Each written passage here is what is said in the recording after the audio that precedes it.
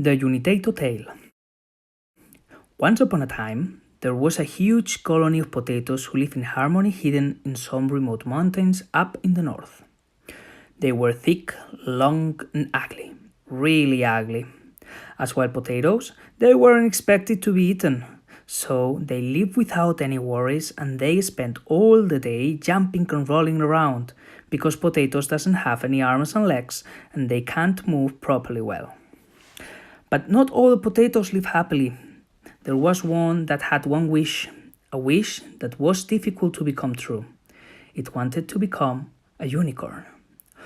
Oh, if I only could be a unicorn. They are so cute, strong, and fast. The other potatoes laugh at it. You will never be a unicorn. You are not more than an ordinary, pathetic, and useless potato, just like us. Come on, follow us. Let's jump and roll till the night comes. But our potato refused to do what the other potatoes told it. Every day, it went to the forest and trained hard to become more than a mere potato. It trained and trained, but it wasn't able to do more than jumping horizontally, like the other potatoes did. The months and the years passed, and it kept persistently in achieving its dreams. One day, after spending several hours with its exercise and seeing no tangible results, it started to cry. Why can't I move like the other animals? Why cannot even stand up by myself? Am I truly doomed to be such an ordinary potato until the end of my days? Then it heard a scream from the depth of the forest. Help! I need somebody! Help! Our potato stopped crying and went to see who was requesting assistance. It jumped through the darkness of the forest and found a spirit who was stuck in a branch. The potato helped the spirit and let it free. Thank you very much, said the spirit. You're welcome, Mr. Spirit, Christmas Spirit. I was coming to your hidden village to bring you presents when I got stuck in here. Oh, Spirit of Christmas, does it mean that you have finally come to fulfill my dreams? I'm sorry, my sweet potato, but you won't be ever able to become a unicorn as you dream.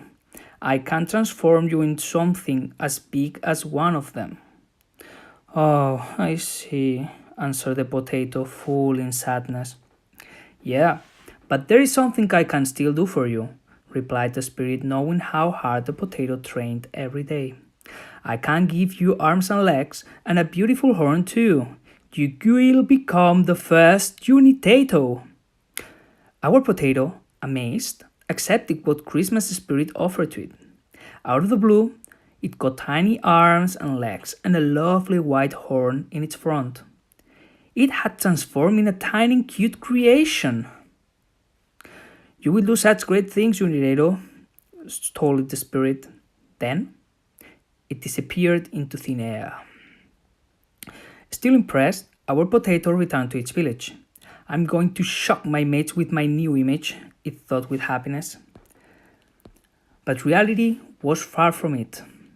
When Unitato got its village, something completely different happened to what it had imagined. The other potatoes shook their heads and bodies in disbelief and confronted. This potato has turned crazy, said one. It has mutilated its own body in its lunacy, said others. Soon enough, our potato found itself kicked out of its own village. The other potatoes were scared that she could make harm to them. Deeply upset, Unitato had to leave its village and start a new living deep in the forest where the Christmas spirit had given it its new form. Some weeks later, the night of Christmas Eve, the spirit of Christmas returned to the forest and discovered our tiny Unitato freezing under a tree.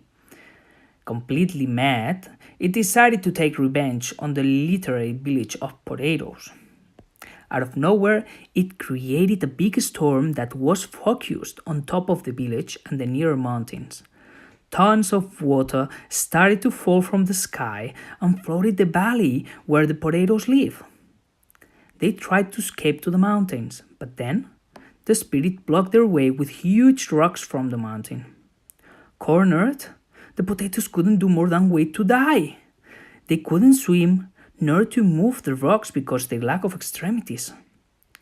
But once they had abandoned all hopes to survive, a strong hand moved aside a huge rock that blocked their way. It was Unitato, who had run across the forest to help its old friends. One by one, the potato grabbed its mates and sent them to a place in the forest where they could hide from the rain. Thank you, Unitato. You have saved our lives. We are so sorry for not believing in you from the very beginning. They apologized once they were safe and sound. The potatoes, ashamed from their behavior, asked Unitato to return to the village and ask it to become their leader. Unitato accepted, and from this day on, they have lived safe and prosper. End.